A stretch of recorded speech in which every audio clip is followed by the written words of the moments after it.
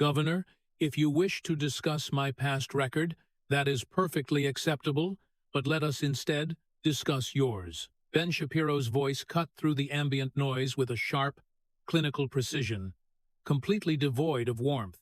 $33 billion lost in unemployment fraud. $24 billion spent only to make the homelessness crisis significantly worse. Your own chief of staff federally indicted, and your wife's nonprofit organization accepting millions from the very companies you are tasked with regulating. So, yes, let us have a conversation about records. A silence followed, the heavy kind that physically hurts. The setting was the Sacramento Convention Center on November 19, 2025, at 7 p.m.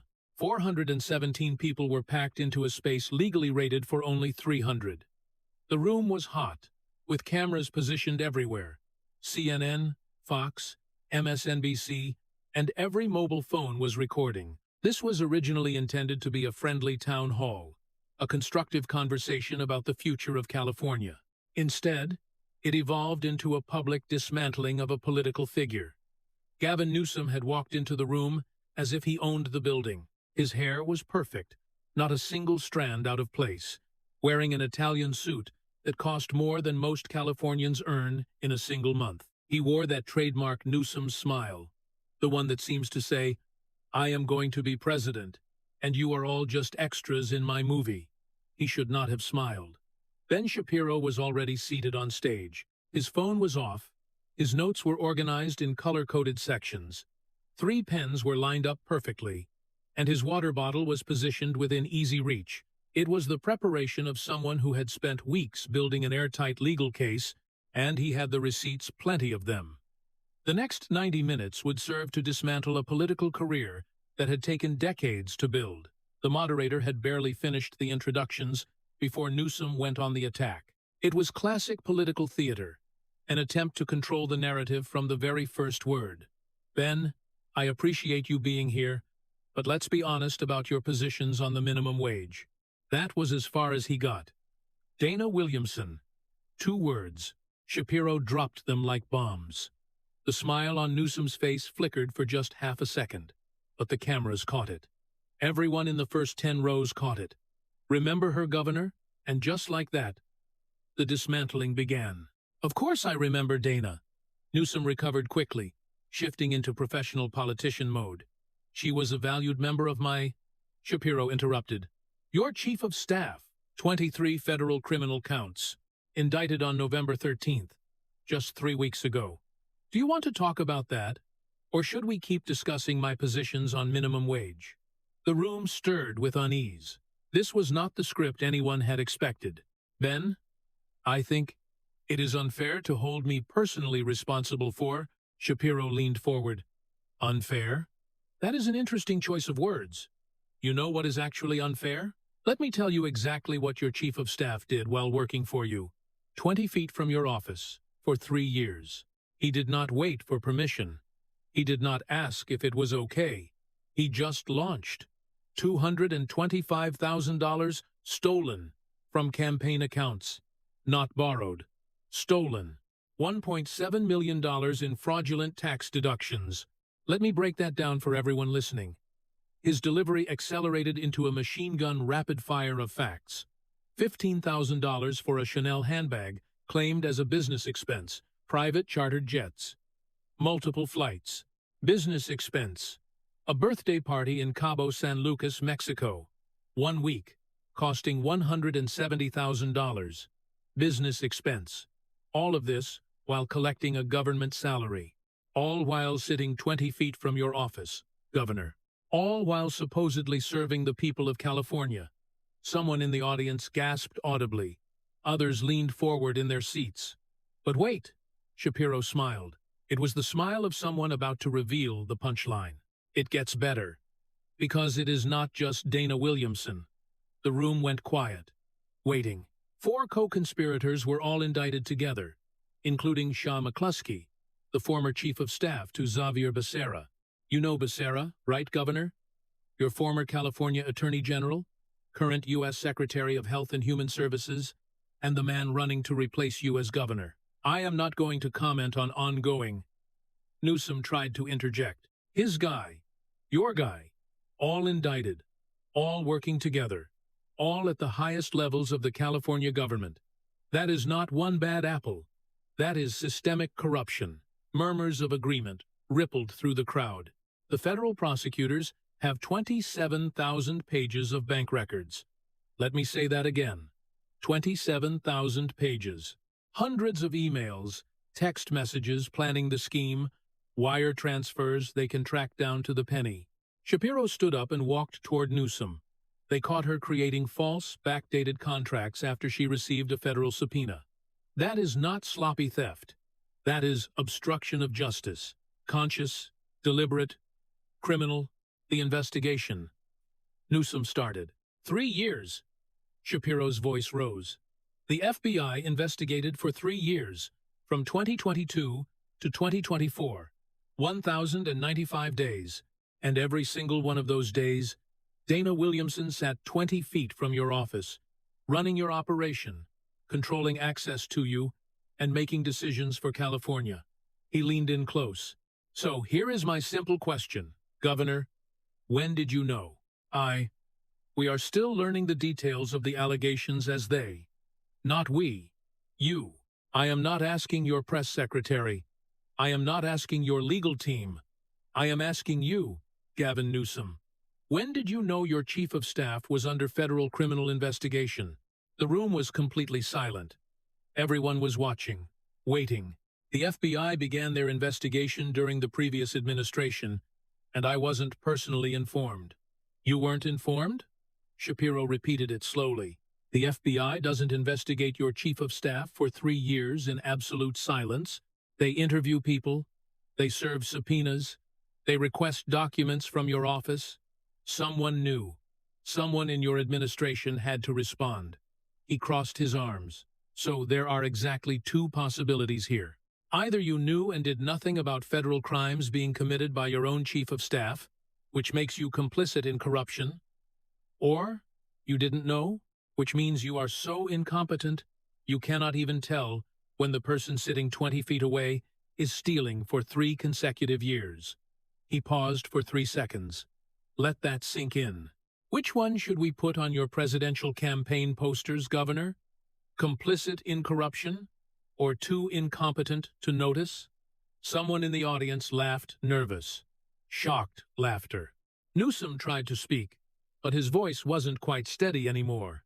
That's not a fair characterization of the administrative oversight. Fair? Shapiro's voice cut like a blade. You want to talk about fair? You know what is not fair? He walked back and forth. Building energy.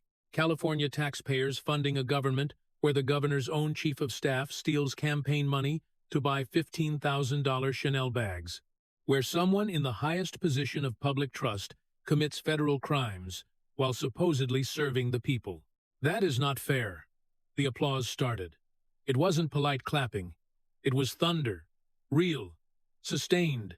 Building applause. Half the room was on their feet within seconds. Shapiro raised his hand, waited, and took almost 30 seconds for the room to quiet. Let me summarize for the folks at home. For the millions of Californians watching this, the woman you called big-hearted is facing federal prison, potentially for decades. The woman you said had tremendous insight is now sitting in federal court facing 23 felony counts.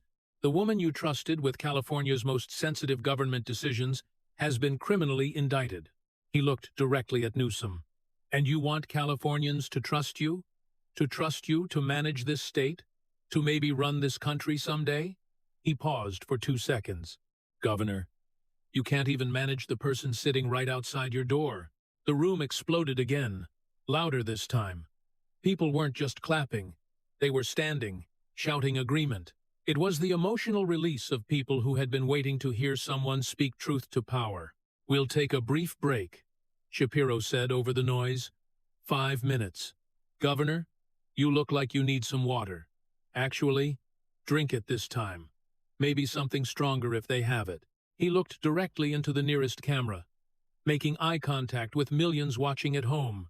And trust me when I say this, we are just getting started. Because if you think that is bad, Wait until you hear what we found out about his wife. The moderator called for a break. People immediately pulled out their phones, started typing, texting, and posting. The social media machine was already feeding. Hashtag Chief of Staffgate was trending within 90 seconds. Newsom stood on shaky legs. His staffers rushed in, formed a protective circle, whispered urgently, trying to salvage the situation, trying to coach him, trying to figure out how to stop the bleeding, but the confident baritone from his opening was gone. His voice had climbed in pitch when he tried to defend himself. The words came faster, defensive, stumbling, the careful political polish cracking like cheap paint.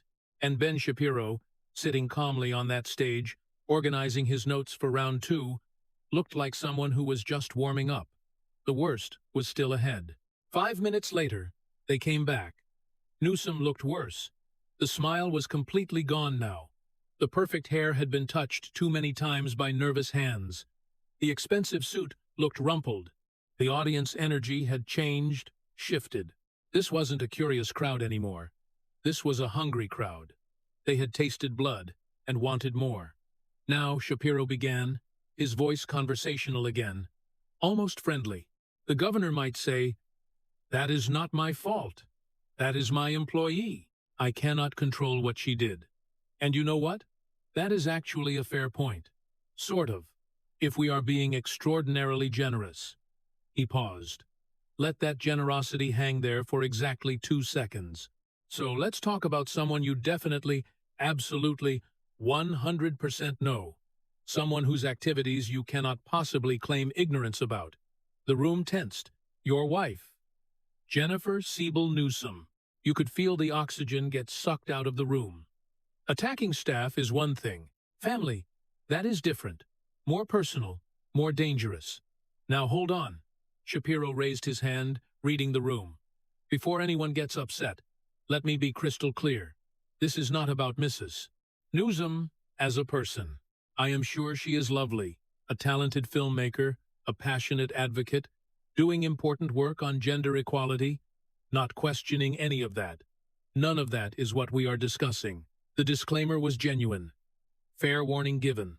What we are discussing is money. Specifically, the Representation Project, her nonprofit, its donors, the business relationships, all public record, all documented, and all very, very problematic. He pulled out documents, tax returns, disclosure forms. From 2011 to 2018, 7 years, your wife drew $2.3 million in salary from this nonprofit. $2.3 million. A man in the middle of the room whistled, low and long. That is an average of $328,000 per year. Not bad for nonprofit work.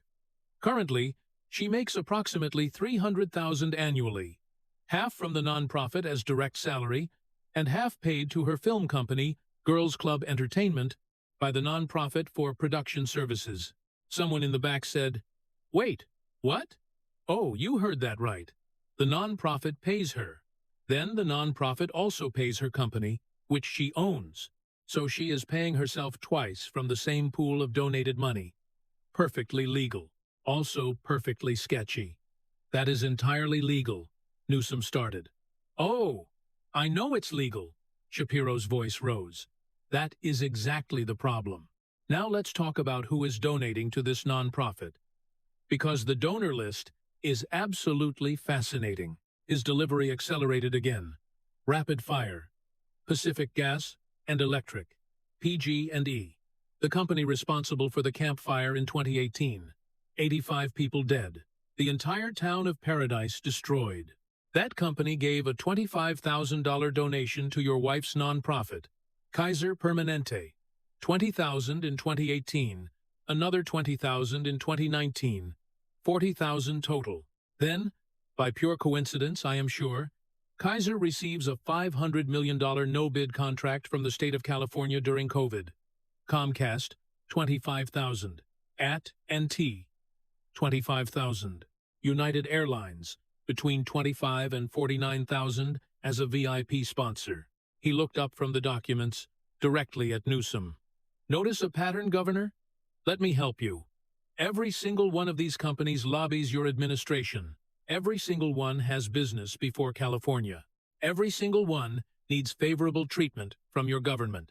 And every single one donated significant money to your wife's nonprofit, which pays your wife, who is married to you, the man making decisions about their business.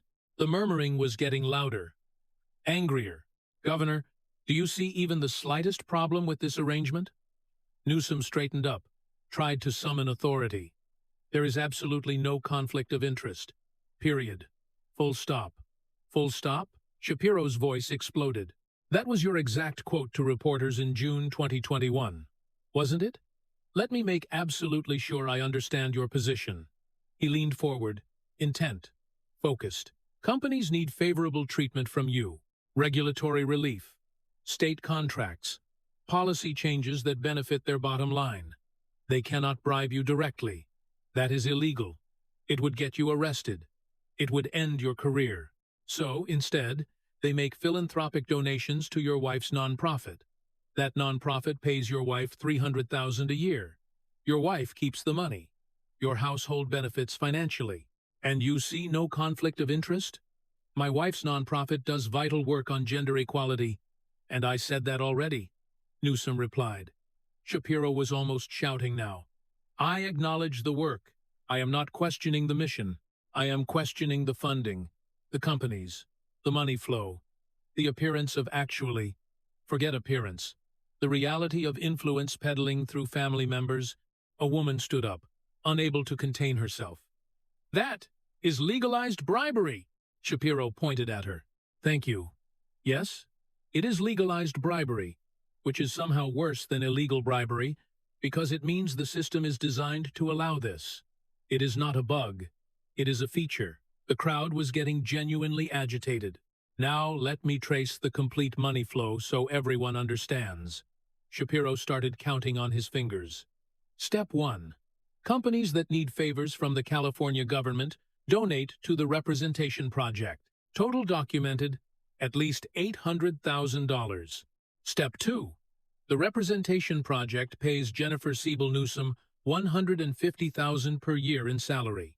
Also pays her company another $150,000. $300,000 annually flowing into the Newsom household. Step 3. The companies get exactly what they need. Kaiser gets $500 million in contracts. PG&E gets favorable regulatory treatment despite killing 85 people. Comcast and AT&T get the policy framework they want. He spread his hands wide. That is not complicated. That is not nuanced. That is just corruption with better paperwork. Newsom tried to rally, his voice defensive. My wife started that organization before I was even... Before you were what? Shapiro interrupted. Mayor? Lieutenant Governor? Governor? You have been a politician for 23 years. She married you in 2008, 17 years ago. The companies have always known exactly who she was married to. He pulled out another document. And here is the kicker. Donations to the nonprofit increased 29.4% the year you announced your gubernatorial run. Almost 30%, the exact year you are campaigning to be governor. And you are telling me that is coincidence? The nonprofit publicly discloses every donation over. Disclosure doesn't solve the problem. Shapiro was fully shouting now.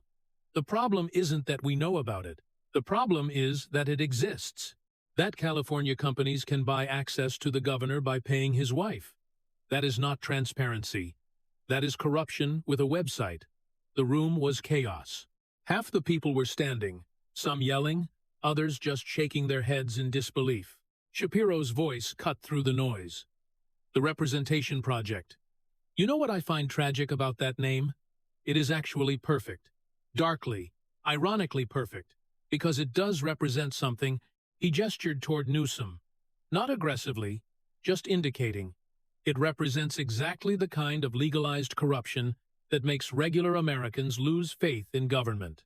Big companies buying influence through creative channels.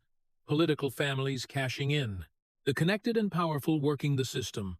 While regular people get crushed by taxes and regulations they cannot escape. His voice got quieter, more intense. That is what it represents, Governor. Not gender equality, not media representation, corruption, dressed up in non-profit language and progressive messaging. The applause was deafening. Thunder, sustained. People weren't just clapping. They were standing, cheering, demanding accountability. Newsom tried one more time, desperate now, voice weak. My wife? She started that work before I was even in statewide office. Stop. One word. Sharp. Final. Just stop. Everyone in this room knows what this is. Everyone watching at home knows. Stop insulting California's intelligence with these pathetic deflections. He turned to the audience. Your wife made $2.3 million. The nonprofit got $800,000 from companies you regulate. Those companies received $750 million in favorable treatment from California. And he wants us to believe there is no connection? Back to Newsom. We are not stupid, Governor. And we are not done. Not even close. He sat down, let the moment breathe. When he spoke again, his voice was casual, almost cheerful. Now let me ask you something. Do you remember November 2020? Of course you do. You probably wish you didn't. Want to talk about French Laundry? Or should we move on to economic policy? The sarcasm was dripping. Newsom said nothing, just sat there, the fight draining out of him like air from a punctured tire. I will take your silence as a, please proceed with French Laundry. Shapiro smiled. Not friendly. The smile of a predator who knows the prey is wounded. Excellent choice. November 7th, 2020. Shapiro's voice was quiet now. Calm. The calm before the storm. The tone shift was jarring after the shouting. You remember that date, Governor? Newsom said nothing, just stared at the table. Let me refresh your memory. French Laundry, Thomas Keller's restaurant in Napa. 3 Michelin stars. Reservations booked months in advance. One of the most expensive restaurants in America. Pause. You were there with 11 other people. 12 total. 3 separate households. Indoors. In a private room called the Napa Room. No masks. Having a wonderful time. He let that sit there.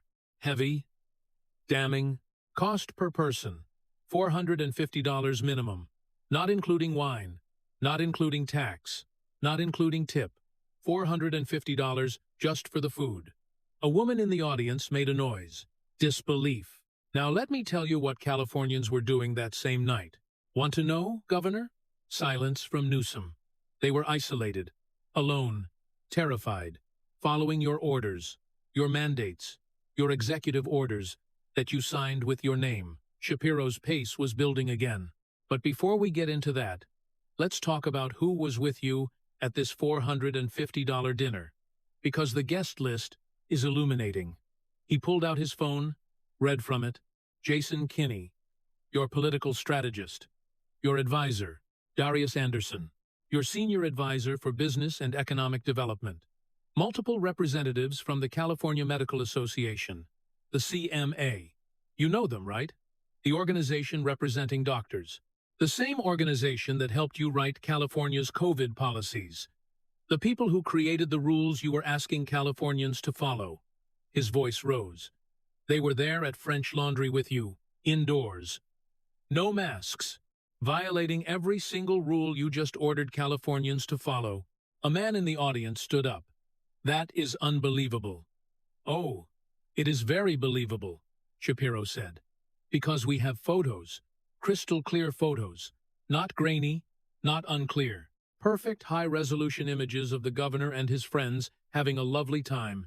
Indoors, no masks, laughing, drinking, living their best lives. He turned back to Newsom. While California was locked down. While families couldn't visit each other. While businesses were closed. While people were losing everything. You were eating $450 meals with lobbyists. I have apologized for that. Newsom started weakly. Oh, you apologized? Shapiro's voice dripped with sarcasm. Well, that makes it all better. Tell you what, let's ask Sarah. He gestured to the audience. Sarah Mitchell, you were here earlier. Want to stand up again? A woman stood, mid-50 seconds, face already wet with tears. Sarah? Tell the governor what you were doing in November 2020? Her voice shook. My mother was dying in a nursing home. I couldn't visit her. Your rules said I couldn't be there. She died November 12th, 5 days after your dinner. She died alone, scared, calling for me, and I couldn't go. The room went absolutely silent. Painful silence. The silence of shared grief. Governor. Shapiro's voice was soft now. Dangerous. What do you say to Sarah? Newsom opened his mouth. Nothing came out. He tried again. Still, nothing. Nothing. You have nothing to say to the woman whose mother died alone while you were eating foie gras? Shapiro turned to the audience. But it is not just Sarah. It is thousands of people. Tens of thousands. Families couldn't be with dying loved ones. Funerals were limited to 10 people. 10. How do you choose which children get to attend their mother's funeral? Which ones have to stay home? Who doesn't get to say goodbye? His voice was rising again. Building. 10 people maximum at funerals, while you had 12 people at dinner in violation of your own rules. Rules you created. Rules you enforced. Rules that destroyed people's lives. He spun toward Newsom. Children couldn't go to school for over a year.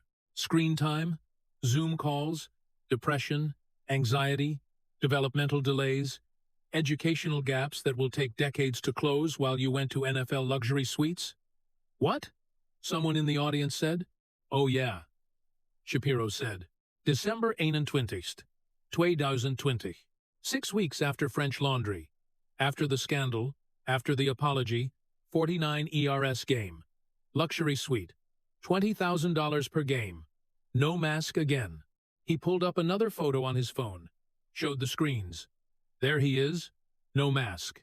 While California was under the strictest mask mandate we had ever had, while the California Department of Public Health was fining businesses thousands of dollars for not enforcing masks, the governor had no mask at a packed NFL game.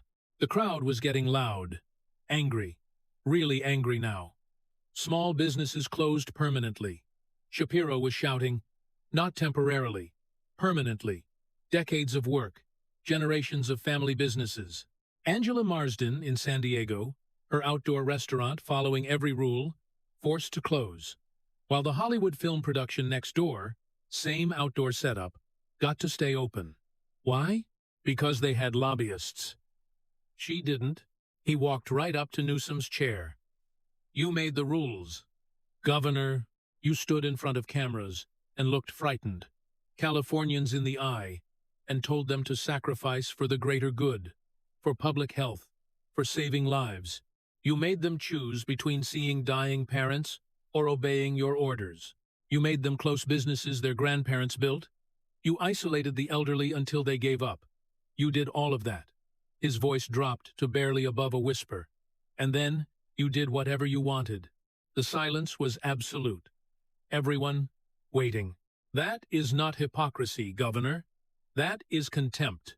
Contempt for the people you are supposed to serve. The chanting started low at first, then building like a wave. Resign. Resign. Resign. Shapiro didn't try to stop it. He just stood there watching Newsom, watching him physically shrink, watching the last of his political dignity collapse. It went on for almost a full minute. Resign. Resign. Resign. Finally, Shapiro raised his hand. The chanting slowly died. Governor, I am going to give you a chance. A real chance. No political spin. No talking points. Just honestly. Tell California. Tell Sarah, who watched her mother die over FaceTime. Tell Angela, who lost her life's work. Tell the parents whose children lost a year of education. Tell them all. Pause. 3 seconds. Why were the rules different for you? Every eye in that room was on Newsom, waiting, hoping maybe he would have an answer. Something. Anything that made sense. Newsom's lips moved, barely audible. It was an error in judgment. The dinner was in a partially outdoor. It was fully indoors. Shapiro's voice cracked like a whip. The photos show it. The witnesses confirm it. The room had windows that closed. Stop lying. Newsom slumped, said nothing more. You know the phrase, rules for thee, but not for me? Shapiro asked. voice quieter now, more sad than angry. That phrase was written about politicians like you, people who live by one standard while imposing another on everyone else. You are not just an example of it, Governor. You are the poster child, the perfect case study, the definitive example they will teach in political science classes for the next 50 years. He walked back to his seat, sat down slowly. When historians write about political hypocrisy in America, they will put your photo next to the definition. The applause came again, but different this time. Not just agreement, something deeper. Relief, maybe. The sound of people who had been gasping for air, finally able to breathe. Shapiro let it go on. Let people process. Let the weight of it sink in. When it finally quieted, he spoke again, almost cheerful. Now, I could stop there. We could end on that note. Call it a night. But you know what? I don't think we are done, because I haven't told you about the bread yet. A few people laughed. Confused laughter. Bread? Oh yeah, the bread. This one is my absolute favorite. Want to hear about how your billionaire donor bought himself a special exemption in California law? He looked at Newsom, then at the audience. Of course you do. Assembly Bill 1228. Shapiro's voice had a new tone now, almost amused. The tone of someone about to tell a joke. A dark, cynical joke about how government actually works. The Fast Food Accountability and Standards Recovery Act, passed and signed into law by you, Governor, in September 2023. You remember this one? Newsom said nothing, just stared at the table. The bill mandates a $20 per hour minimum wage for fast food workers across California. Sounds great, right? Very progressive. Help the workers. Lift up the working class. Democrats fighting for the little guy. Pause. Building anticipation. Except there is a teensy tiny little exemption written into the law. Very specific language for businesses that, and I quote, bake bread and sell it as a standalone menu item. End quote. He looked at the audience, grinned. Anyone want to guess which restaurant chain that language was specifically written to protect? Several people shouted, Panera! Panera Bread! Give that man a prize! Shapiro pointed. The owner of Panera Bread franchises in California is a gentleman named Greg Flynn. Nice guy, I'm sure. Very successful businessman. Owns over 2,000 restaurants across multiple brands. But his big moneymaker in California? Panera. Hundreds of locations. He pulled out campaign finance reports, actual documents, and Greg Flynn is a massive donor to Gavin Newsom. Not small potatoes. We are talking serious money. Let me give you the numbers. Reading from the papers. Pacific Bells Incorporated, that is Flynn's company. Donations to Newsom-aligned political action committees. 2022, $64,000. 2023, $47,000. 2024, $32,000. Total, $143,000. All while AB 1228 was being written, debated, amended, and passed. He looked up. Coincidence? Let me walk you through the timeline. Standing up now. Pacing. Building the story. Early 2023. Bill gets introduced. $20 minimum wage for fast food. If this passes without exemptions, Flynn's Panera operation will have to pay millions more per year. Millions. Mid-2023. Mysteriously, inexplicably, a bread exemption appears in the bill. Nobody can quite say where it came from, but suddenly, there it is, written in very specific language. Late 2023. You sign it into law, Governor, with the bread exemption intact. Flynn saves millions every year, while every other fast food operator in California has to pay $20 per hour. A woman stood up. That is bribery.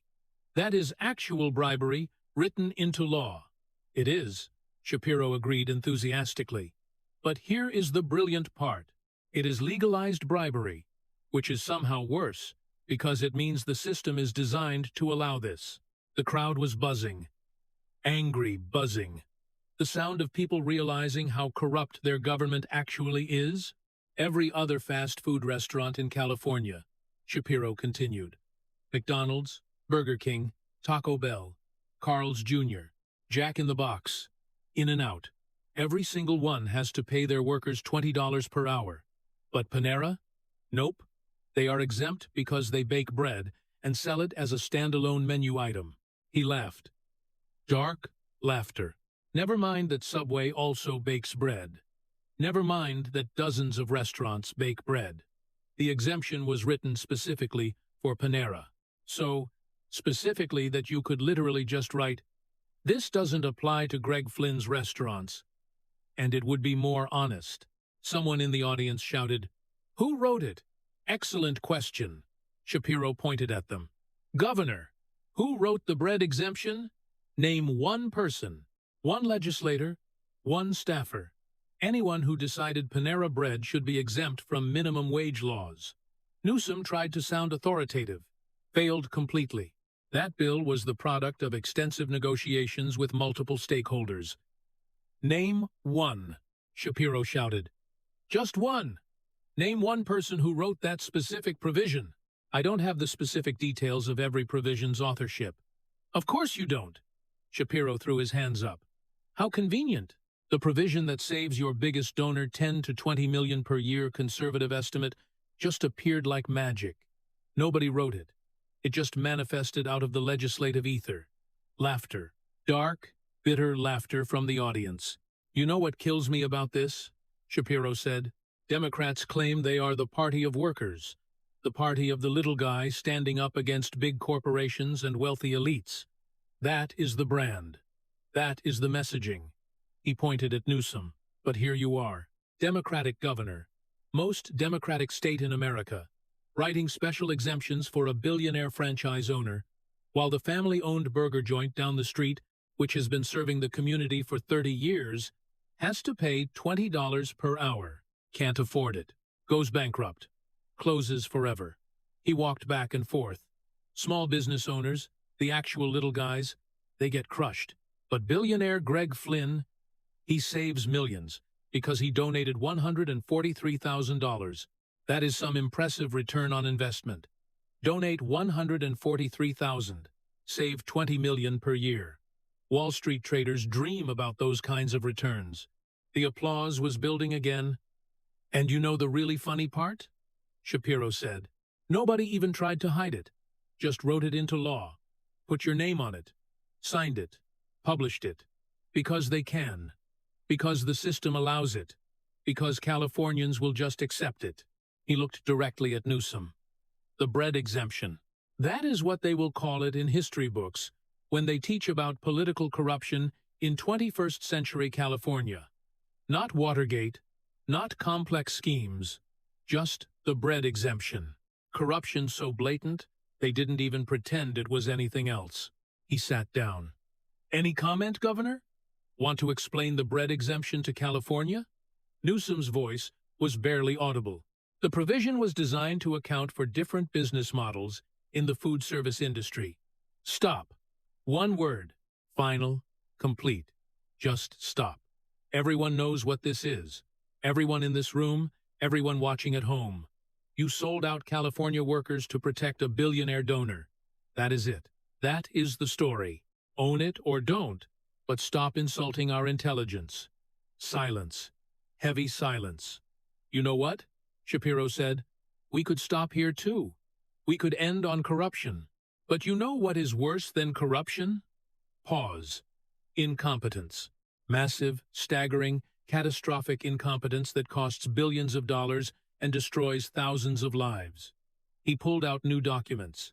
"Want to hear about the $33 billion? The room went quiet. Waiting. "Oh, yeah.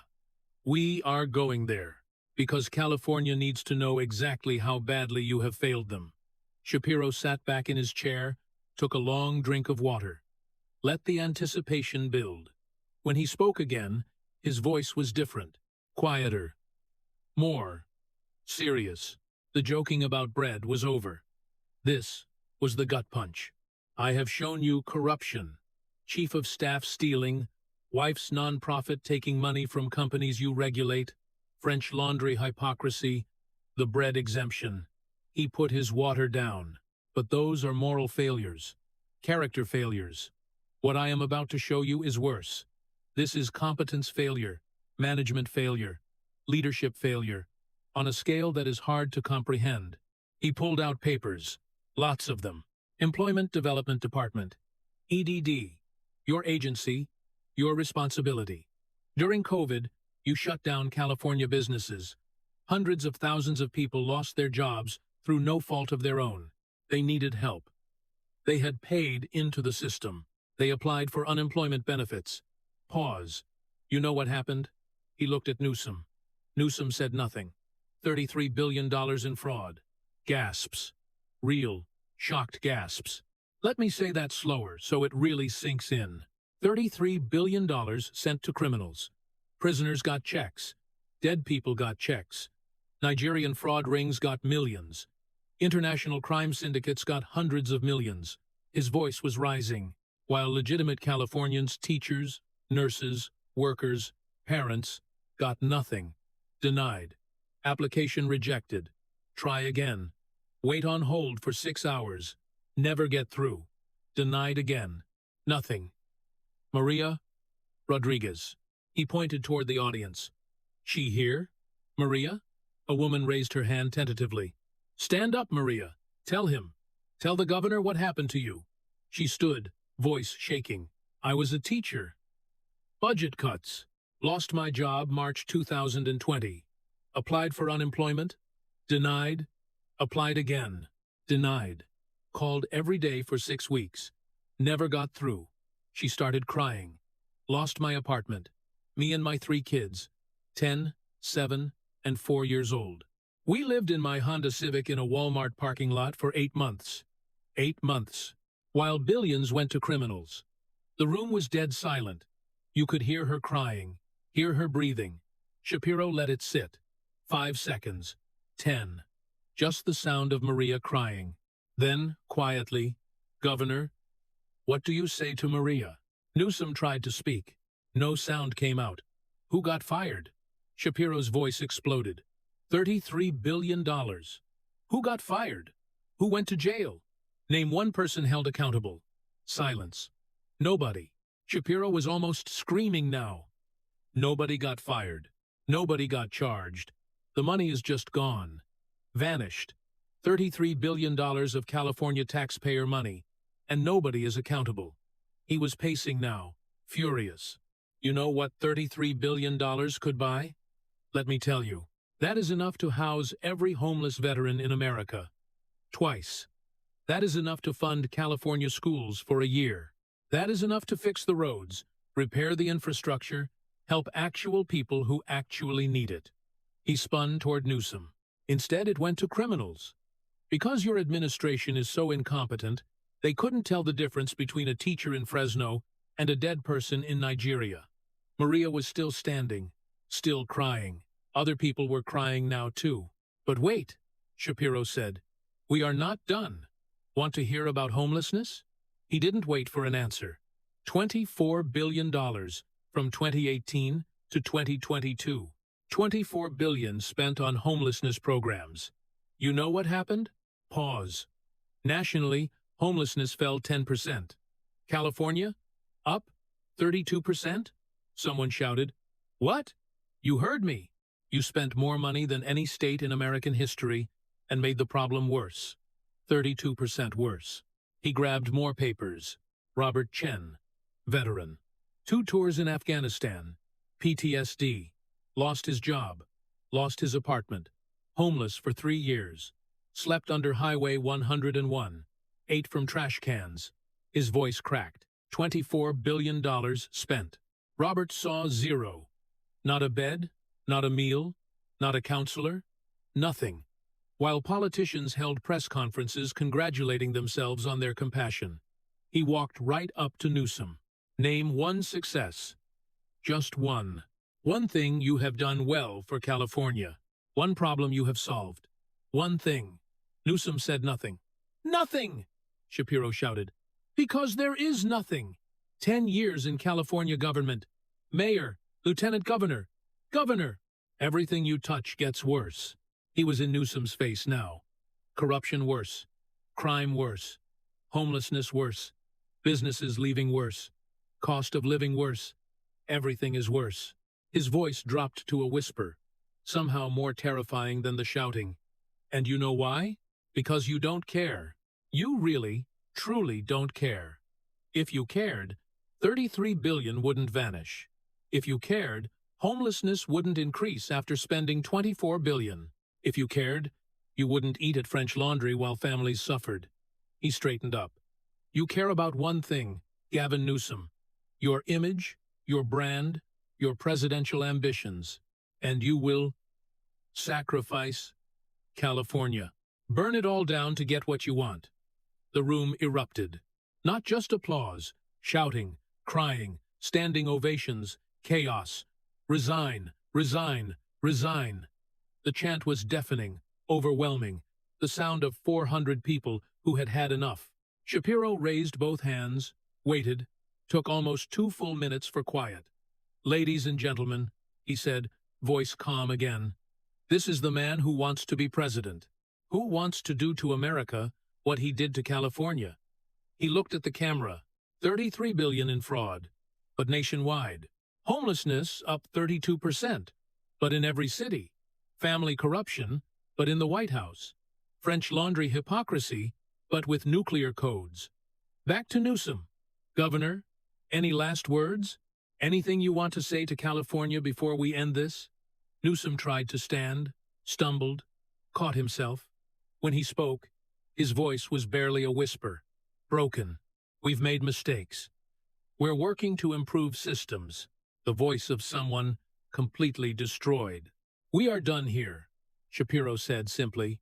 He sat down, packed up his notes. The moderator tried to speak, couldn't find words. Newsom's staffers rushed in, surrounded him, protected him, hustled him toward the exit. As he walked away, stumbled away, the chanting followed him. Resign, resign, resign. The door closed behind him. The chanting didn't stop. Shapiro looked at the camera one last time. Good night, California. Justice was served tonight. And Governor Newsom, your political career just ended. We will see you again when you are subpoenaed to testify about all this. He stood up, walked off stage to thunderous applause. 90 minutes? That is all it took. 90 minutes to destroy a political career decades in the making. 2 hours after walking off that stage, Gavin Newsom's phone wouldn't stop ringing. 53 calls from Democratic Party leadership. Nobody he wanted to talk to. Dozens more from donors, former allies. People trying to distance themselves from the wreckage. The California Democratic Party chair released a statement within 3 hours. Carefully worded, politically calculated. We support transparency and accountability in government. Translation: you are on your own, Gavin. CNN went wall-to-wall coverage. Political catastrophe in Sacramento scrolled across the chyron for 6 straight hours. Fox News couldn't quite hide their glee, but tried to appear somber. Governor? Destroyed by facts. MSNBC attempted to defend him, gave up after 20 minutes, when even their own commentators said, I mean, what can you say? It is all true. By sunset, 3 major tech donors had publicly cut ties, billionaires who had backed him for a decade. Gone. By midnight, his campaign manager resigned. Official statement mentioned pursuing other opportunities. Translation: get me off this sinking ship. By morning, Gavin Newsom was politically alone. Presidential campaign dead, not suspended, not paused, dead and buried. Approval rating in California at 28%, lower than any governor in modern state history. His political future essentially over. But that is not the important story. The real story is what happened to the people he had hurt. Pineapple Hill, Grill, and Saloon in San Diego. Angela's restaurant, her dream, her life's work, closed permanently during lockdown while Hollywood film productions stayed open. She had posted a video in December 2020, crying, angry, pointing at the catering setup next door.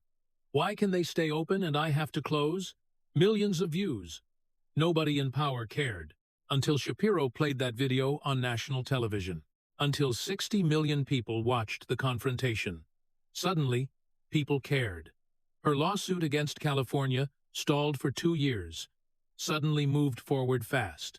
The state's attorneys, who had been aggressive and dismissive, suddenly wanted to settle quickly. $2.1 million. Not enough to give her back her business. Nothing could do that, but something. Enough to start over. She used it to move to Texas, opened a new restaurant in Austin called Pineapple Hill Revival. It is thriving now. 3 months after opening, she did an interview. "I thought I was crazy," she said, crying. Happy tears this time. "I thought my life didn't matter because I wasn't rich or connected. I thought nobody would ever care about a small business owner from San Diego. I was wrong. People did care. They just needed someone to tell the truth." 17 other small business owners came forward after Angela. Similar stories, similar lawsuits, all settled within 6 months. Total, $42 million. California taxpayers footing the bill for Newsom's hypocrisy. Maria had been a teacher, loved her job. Budget cuts ended that. March 2020. Wrong place, wrong time. Applied for unemployment. Denied. Applied again. Denied. Called EDD. Every single day for 6 weeks. Never got through. Meanwhile, EDD was sending billions to criminals, prisoners, dead people, international fraud rings. But Maria? Zero. Lost her apartment. Moved into her Honda Civic with 3 kids, 10, 7, and 4 years old. Lived in that car for 8 months. Walmart parking lot became home. Used gym showers until the gym figured it out and kicked them out. 8 months, 3 children, 1 car, while $33 billion went to criminals. After the confrontation went viral, after she stood up and told her story, local news picked it up. Then national, then international. EDD suddenly found her application. Suddenly, approved it. All back benefits plus interest plus formal apology. $27,000. Didn't erase 8 months in a Honda. Nothing could. But it was something. She got an apartment. Got her kids back in school. Regular meals. Stability. Got hired by a charter school that had followed her story and wanted to help. 6 months later, she testified before the California state legislature about EDD's failures. "I watched my children cry themselves to sleep in the back of a Civic," she told assembled lawmakers, voice steady now, strong, while billions of dollars went to criminals. That is not a policy failure. That is a moral failure. And someone needs to be held accountable. The legislature passed comprehensive EDD reform, new oversight, new accountability measures, new director, new systems. Too late for Maria's 8 months of hell. Maybe in time for the next person. 2 tours Afghanistan. Came home different. PTSD doesn't show on the outside, but it destroys from within. Lost his job. Lost his apartment. Ended up on San Francisco streets. California spent $24 billion on homelessness programs. Robert saw none of it. Zero. Not a bed, not a meal, not a counselor, nothing. Slept under Highway 101. Ate from trash cans. Got beaten by other homeless people for his spot under the overpass. 3 years, while politicians held press conferences about their compassionate homelessness spending, after the confrontation, a veterans group found Robert. They had been trying to help for months, but the system made it impossible. Suddenly, after Newsom's exposure, doors opened like magic. Permanent housing within 1 week. VA health care restored within 2 weeks. Job training program, counseling, support. 2 months later, apartment, job, future. He became the face of California's homelessness failure, testified before Congress, spoke at veteran events across the country. $24 billion, he said at one hearing, that could house every homeless veteran in America twice. Where did it go? I never saw it. Nobody I knew on the street saw it. So where? Good question. Federal investigations ongoing. Gavin Newsom's presidential ambitions dead. His governorship technically ongoing, practically irrelevant. He shows up, signs bills, makes statements. Nobody listens anymore. Recall efforts, building massive momentum. Signatures coming in ahead of schedule. Polling shows it would pass by 20 points. Most political observers expect him to resign before the recall vote, save himself the humiliation. Some Republicans want him to stay. Keep him there as a symbol of Democratic failure. Let Californians see what their votes produced. Either way, his political career is finished. But 3 people got apartments, got jobs, got dignity back, got justice. Small victories, but real ones. Sometimes truth wins. Sometimes accountability matters. Sometimes the powerful actually face consequences. Not always, not often enough, but sometimes. And on November 19th, 2025, in Sacramento, California, it did. One man with facts destroyed a governor with lies. One 90-minute confrontation ended a 30-year political career. One night proved that sometimes, just sometimes, justice still exists. If this story gave you even a fraction of the satisfaction it gave Angela, Maria, and Robert, share it. Let people know what happens when someone finally speaks truth to power. Drop a comment about which corrupt politician needs this treatment next. Because Gavin Newsom isn't unique. He is just the one who got caught on camera. Subscribe if you want to see more of this. More corrupt politicians facing facts. More accountability. More consequences. Justice, exposure, truth.